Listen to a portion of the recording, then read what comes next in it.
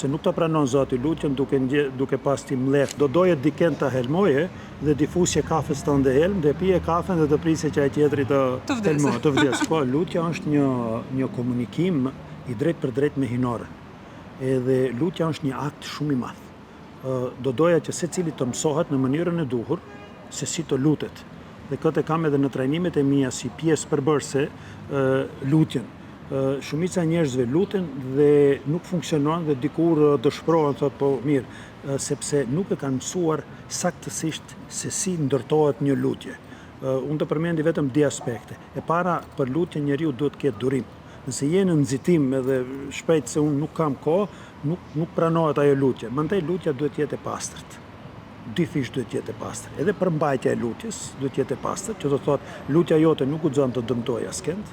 Lutja jote nuk guxon të varfëroj askënd, nuk guxon të hakmiret askujt, edhe ti duhet të jesh i pastër. Në momentin kur ti lutesh, dikush të duhet të plotësosh.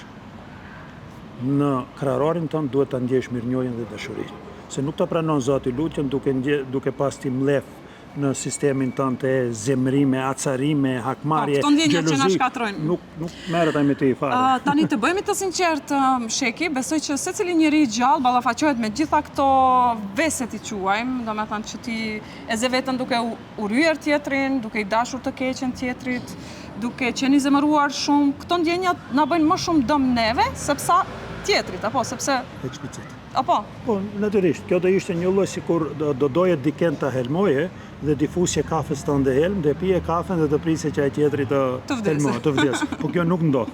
Domethënë çdo zemrim shkon në disfavorin ton, domethënë në dëmin ton. Dhe njerëzit që arrin të na zemrojnë, ato njerëz arrin neve të na kontrollojnë, janë duke na kontrolluar pra gjendjen ton, edhe ne në atë moment, këtë më pëlqen të them, ne po e dëshmojmë veten se jemi të varfër për arsye se kemi lejuar që qelsin e disponimit ton ta mbaj dikush tjetër në xhep. A si ta mbajmë qelsin vetë në xhep? Duke punuar me veten, duke e njohur veten. Si të punojmë me veten? Me veten do bëjmë duke e Ti themi vetes mos ure, duaj më shumë.